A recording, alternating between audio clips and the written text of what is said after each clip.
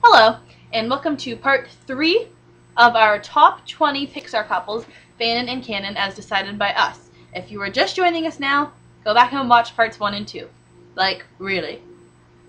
It's getting old. Okay, so we last left off at number 11, which brings us to number 10. Top 10, woo!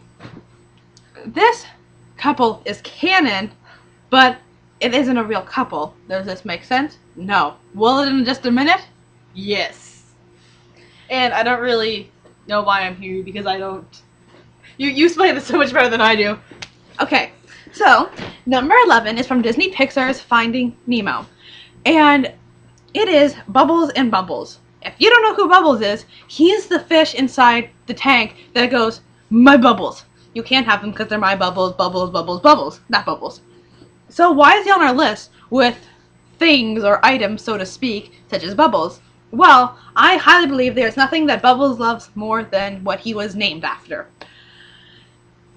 The reason being is he gets jealous of his bubbles the way that normal people get jealous of their boyfriends or girlfriends.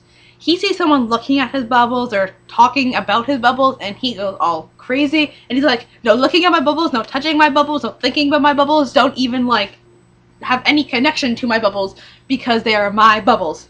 Which is basically enough to be said for this character because, or this pairing, because that's really all there is to it. And I'm back for number 9 from the Disney Pixar Toy Story franchise, movies in particular, Toy Story 2 and Toy Story 3. Buzz Lightyear, Star Command, and Jessie the Only Cowgirl, who have dropped greatly since our last video. Because they're annoying now. They used to be number 1. Now they're number 9. Sucks to be them! So anyways, they're on our list because they are a good couple. And they're very different from other Pixar couples. Because when you, or not necessarily Pixar couples, but definitely Toy Story couples. Yes, definitely Toy Story franchise. Because you have couples like Ken and Barbie and Mrs. and Mr. Potato Head, who are literally made for each other. And then you have Woody and Bo, who Bo's like, oh look, I'm a damsel in distress, and Woody's like, howdy, I'm a sheriff with a snake in my boot. And then Bo's all like, save me! And then he's like, sure thing. And they're like, oh, hee hee hee. And yeah, we have hooks in our lips.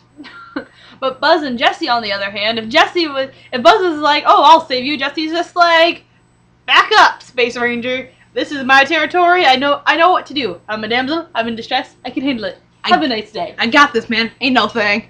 Ain't no thing. And when they first meet, Buzz is like, you have a nice yarn full of hair full of yarn, or whatever. Blah, blah, blah. There's a hook in my lip. Blah, blah, blah. And Jessie's like, yo, hold up, bruh. I'm gonna do my thing. You're gonna stand there, you're gonna watch me, you're gonna be turned on, you're gonna wanna be with me forever, no big deal. And then she goes and she does her thing, and her plan unfolds for her. Something that I really like about these characters, and when you look at it at Toy Story 3, is when you think about Toy Story 2. When that movie came out, they didn't expect to make a Toy Story 3. So when Toy Story 2 came out, and they were a result of Pair the Spares, because Bo and Woody were together. So, well, we have a new girl character, and Buzz is our other main character. What if they were each other's love interests? So then they kind of just threw it together last minute, and she basically explained the entire relationship from the second movie. And then in the third movie, they're the main couple in the movie, really. Yeah. So it's kind of cool. It's really cool how it worked out, though. Okay. So coming in at number 8, we have Marlin and Dory from Disney Pixar's Finding Nemo. Dorlin! Which is a classic case of canon or fannon. Nobody knows. But I really like the couple. I don't like the fandom. This is simply because they're all like, oh my gosh, they're so in love. They're going to tell each other every day like Bruno Mars. And, and so anyways, like everything you read about Dorlin is that they're all up in each other's grill like, oh my god, I love you so much. But that would never happen canon. Because Dory wouldn't realize that it's happening and Marlin would keep it to himself. Yeah, exactly. That's the best way to explain it. But what does make them a good couple, in my personal opinion, is the fact that they're not canon, in a sense, if that makes any sense to people watching this at all. It's the fact that when Dory was giving her big thing about how, when I look at you, I'm home, she didn't say I love you. There's no way of knowing whether or not she does, but she didn't say it. And I think that's almost what makes them such a popular pairing, is the fact that, oh wait, they never said that. But wouldn't it be cool if they did? However, in the movie, Dory tells Nemo she'll see him after school. So couples are like, oh wow, that's cool. That means she's hanging around. But it doesn't necessarily. Wait, no. Let me talk. It doesn't necessarily mean that her and Marlin are together. However, at Walt Disney World, at Animal Kingdom theme park, there's a show called Finding Nemo the Musical. In this, at the end of a song, Dory says about "and come home when you're done" when Nemo goes to school, which means referring that it should be both of their home, which would also be Marlin's home, which means Dory's probably living with them. So take that as you will. Treat that with a grain of salt, I guess. Yeah. Okay. Next, I'll let you take this one because I don't know anything about it. At number 7, so I'm getting up politely like I did. Just lie down. That's what I do, baby. So, would you quit kicking that? Sorry. Our laptop's sitting on it for a reason. Anyway, so we have at number 7, we have Manny and Gypsy from A Bug's Life. Manny is the praying mantis magician, and Gypsy is his moth wife, who is his lovely assistant. And the reason they're on the list isn't because of anything we remember from the movie. We haven't seen the movie in probably about 10 years, which would have only been a few years after it came out. But something I need to explain. If you're not a 90s kid, this may come as a shock to you. But Pixar wasn't the big booming company that everybody thinks that they were at the time of A Bug's Life. They only had Toy Story. So they weren't pumping out merchandise all the time like they did for Cars 2 or for Toy Story 3 or for Up. They didn't know if it was going to be a success or not. Everyone was just kind of hoping they were. And one of the things that I had of merchandise after the movie proved to be a success was a book.